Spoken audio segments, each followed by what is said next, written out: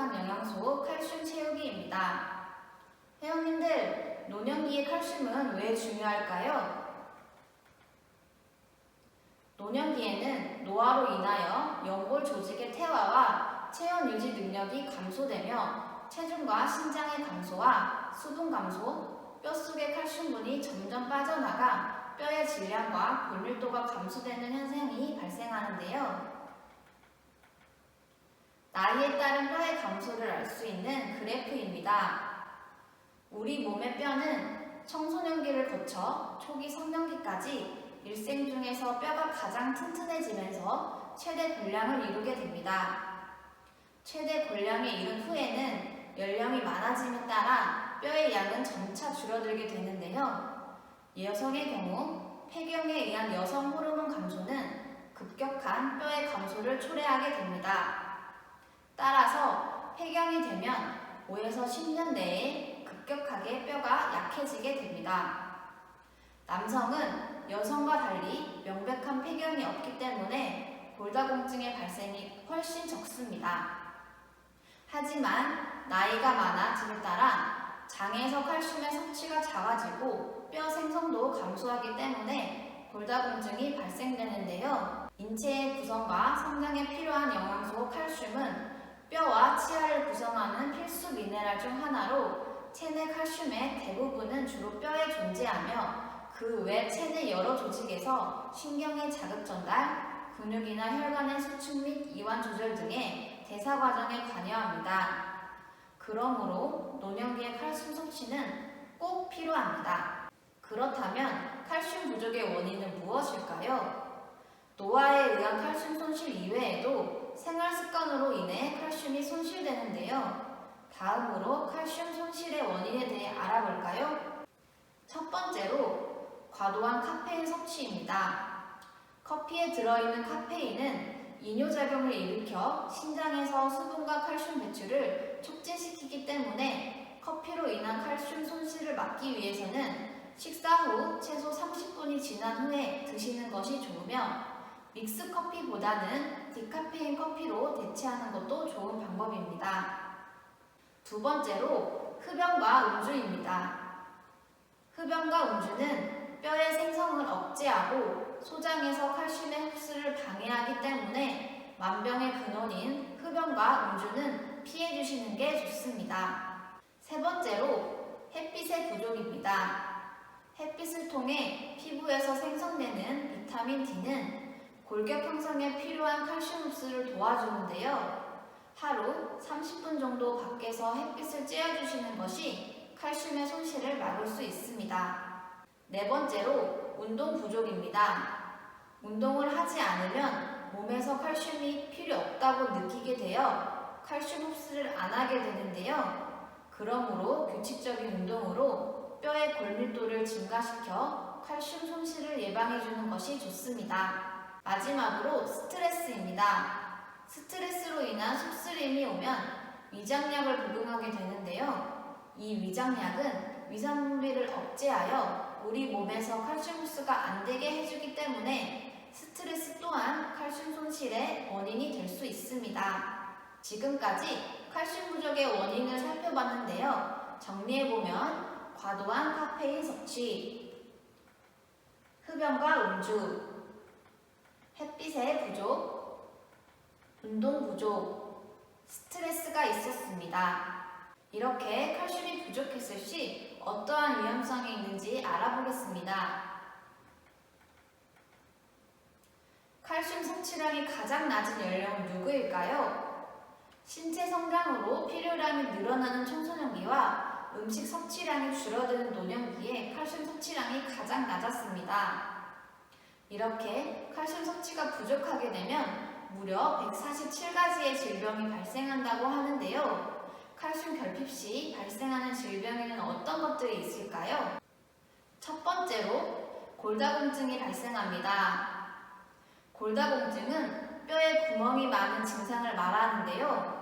뼈의 양 감소와 미세구조 변화로 뼈의 강도가 약해져서 일상생활 중 작은 충격에도 뼈가 쉽게 부러질 수 있는 질환입니다. 두 번째로 골연화증은 단단해져야 할 뼈가 물렁해져 작은 충격에도 뼈가 쉽게 부러질 수 있는 질환인데요. 즉, 골다공증은 뼈속 무기질이 빠져나가는 증상이고, 골연화증은 뼈속 무기질이 석회화되지 못해 나타나는 증상입니다. 이로 인해 낙상 사고의 위험성도 높은데요. 뼈의 강도가 정상적일 경우 엉덩방아를 찧어도 뼈가 쉽게 부러지지는 않지만, 골다공증, 골연화증이 있는 분들은 아주 큰 힘이 가해지지 않아도 뼈가 쉽게 부러질 수 있습니다. 또한 칼슘 섭취가 부족하게 되면 치매와 당뇨도 발생할 수 있으며, 칼슘은 신경을 안정시키는 작용을 하기 때문에 칼슘 부족 시에 우울증이 발생할 수도 있습니다. 여기서 잠깐!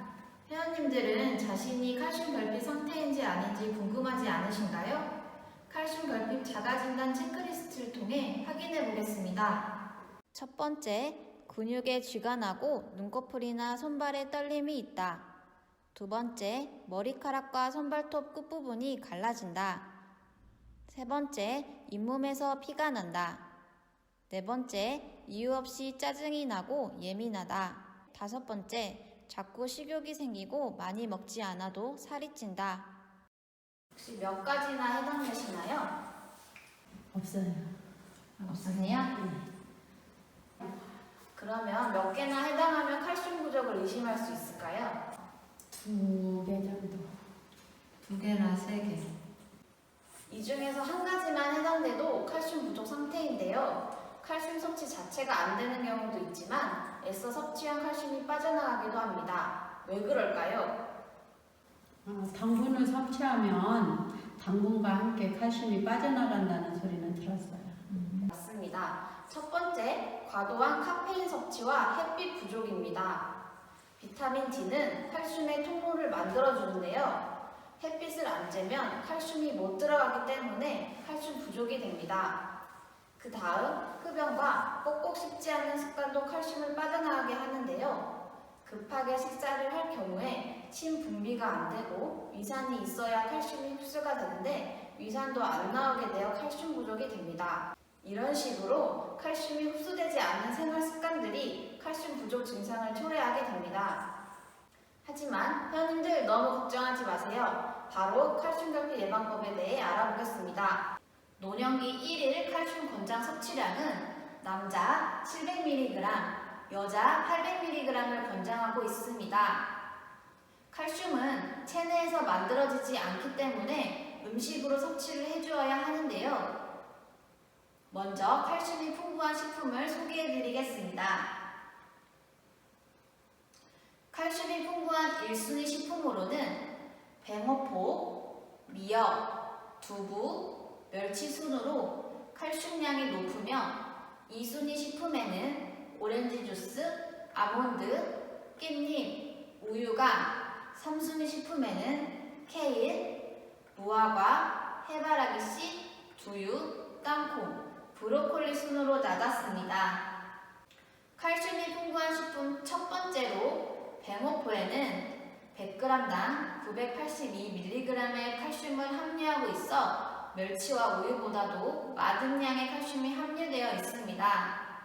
또한 뱅어를 포로 만들기 위해 햇빛에 말리는 과정에서 비타민 D가 더 생성이 되는데요. 비타민 D는 칼슘의 흡수를 도와 뼈를 튼튼하게 유지해 주어 뼈 건강, 골다공증 예방에 도움을 줍니다.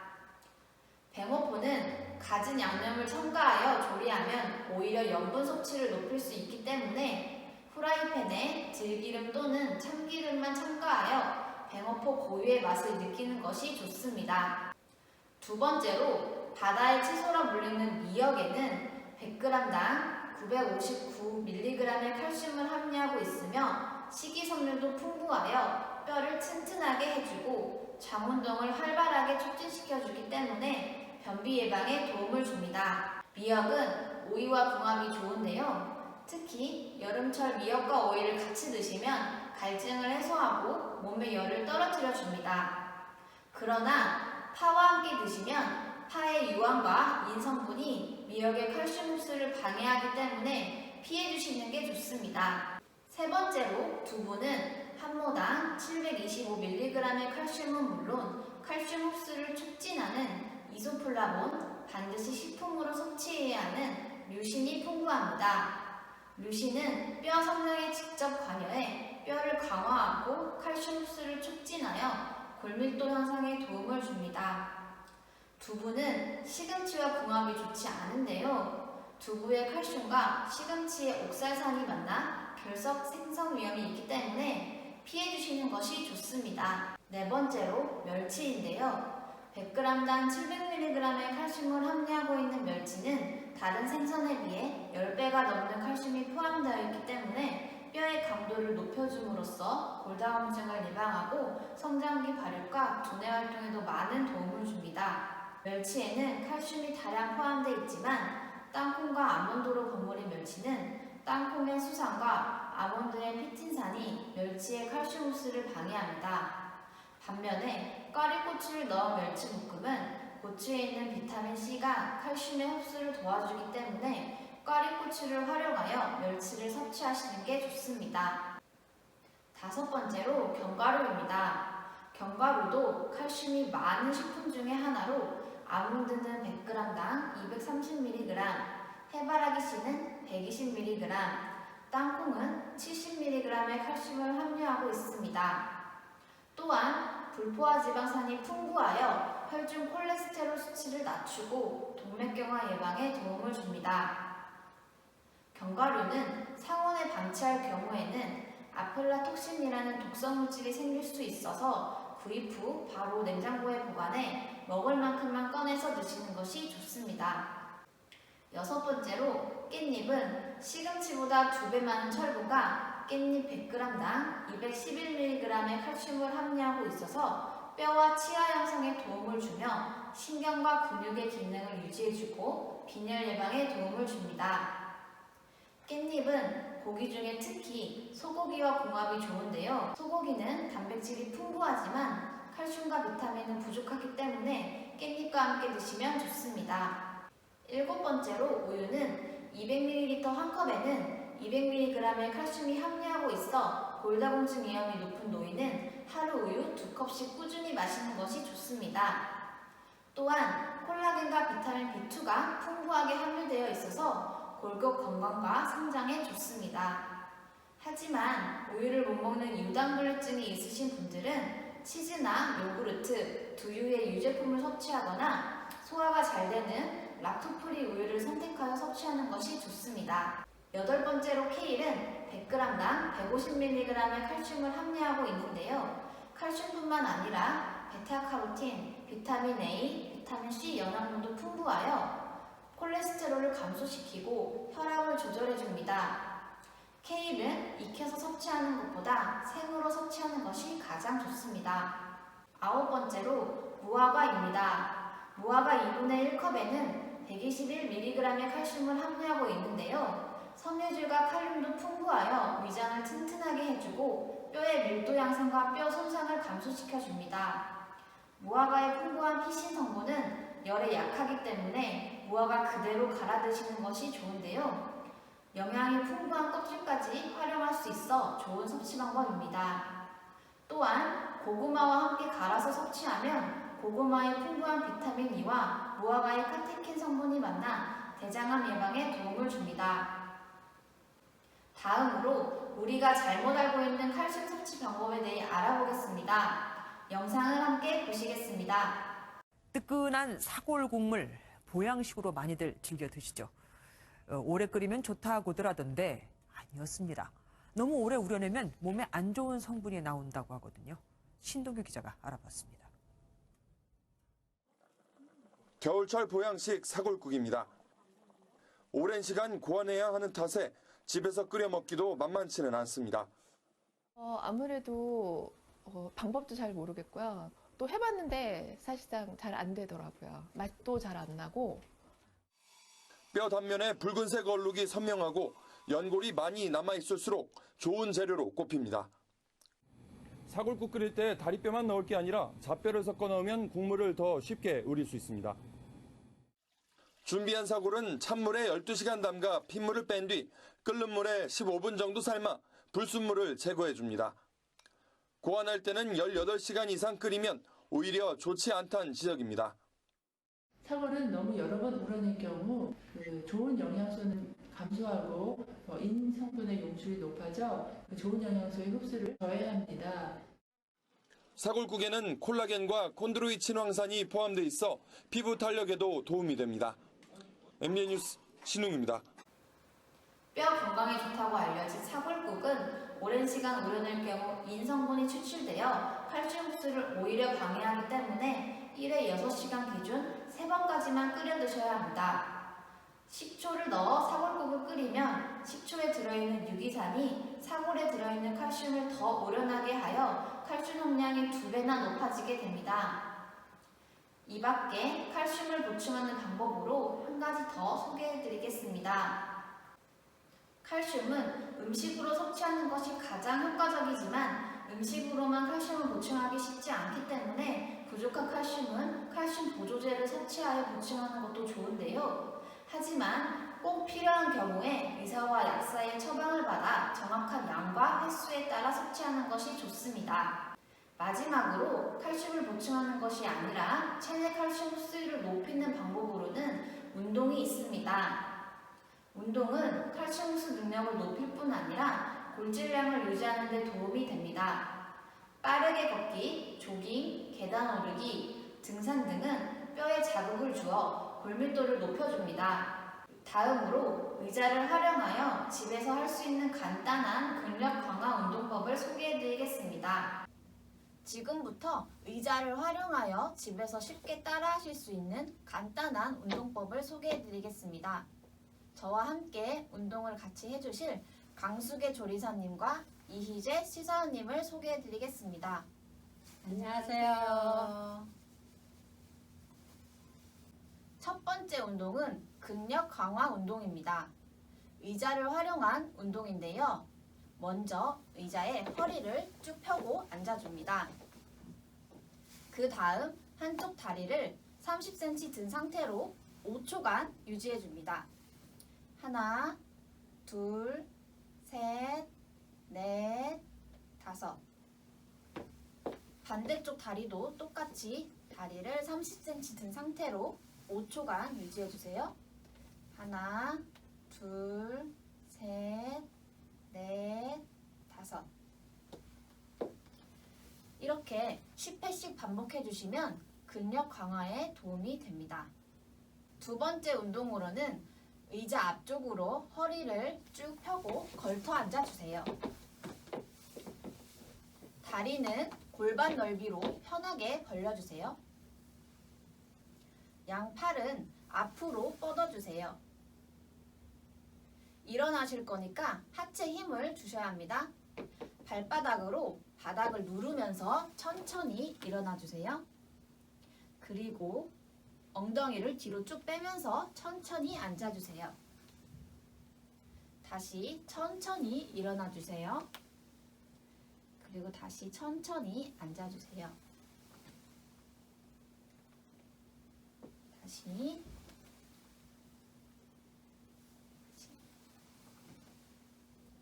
이렇게 10회씩 해주시면 하체 근육을 무리 없이 위험하지 않게 근력 강화를 하실 수 있습니다. 회원님들 어떠셨나요? 무리한 운동보다는 강도를 점차 늘려가면서 꾸준히 해주시는 것이 칼슘 흡수 능력을 늘릴 수 있으니까 우리 모두 운동을 생활합시다. 지금까지 칼슘 결핍 예방법 및 칼슘 흡수율을 높이는 방법을 살펴보았습니다. 첫 번째, 칼슘이 풍부한 음식 섭취. 두 번째, 칼슘 보조제의 복용. 세 번째, 꾸준한 운동입니다. 잊지 마세요. 칼슘의 흡수율을 높여 칼슘 결핍을 예방하면 건강한 생활을 하실 수 있습니다. 지금까지 노력이 부족한 영양소 칼슘 채우기에 대해 배워보았는데요. 배운 내용으로 퀴즈를 함께 풀어볼까요? 첫 번째, 멸치와 함께 섭취하여 칼슘의 흡수를 도와주는 식품은 무엇일까요? 1번 땅콩, 2번 시금치, 3번 꽈리고추. 두 번째, 사골국에 식초를 넣어 끓이면 칼슘 함량이 2배가 된다. 맞으면 동그라미, 틀리면 X. 두 개의 정답을 아시는 분은 정답이 유출될 수 있으니 댓글은 삼가해 주시고 11월 24일까지 복지관으로 전화 또는 방문해 주셔서 저 문소정 영양사를 찾아주세요. 정답을 맞추시는 분에게는 소정의 상품이 있으니 많은 참여 바랍니다. 자, 그럼 다음 시간에는 고혈압 예방법에 대해 알아보는 시간을 가져보겠습니다. 회원님들, 다음 시간에 만나요.